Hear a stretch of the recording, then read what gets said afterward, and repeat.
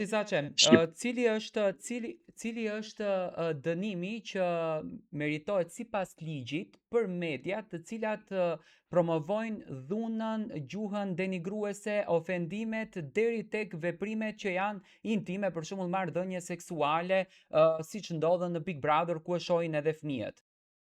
Gjithmonë. Me ligj dikur ishte që ofendimet dënoheshin nga gjob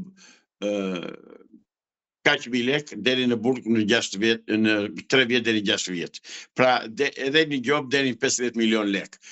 Këto ligje nuk zbatohen më, nuk kërkohen më, sepse u zhdhen licenca që të bëjnë kurvërinë televizive çdo të ri.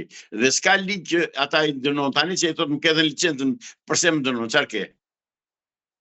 Pra nuk mund të dënohen më, harrojeni, jo këtu, po dhe tek juve, dhe në Kosovë, dhe në gjithë botën, dhe Big Bordelli për herë të parë lini në Angli. Pse lini në Angli dhe nuk lini në një vend tjetër?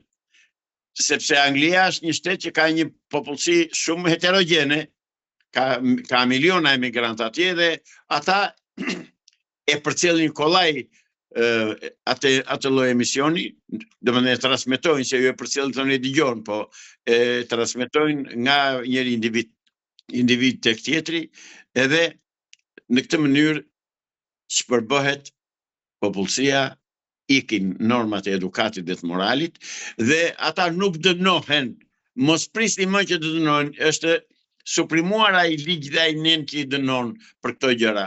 Tani dënohet po, të dënojnë dhe të fusin gjob, po që se shahen Edi Ramën, e kritikon, jo e sa se shahin gratë e liga, po kritikove Edi Ramën, këtu të qepen si qeni guriq, derisa të dëmtojnë.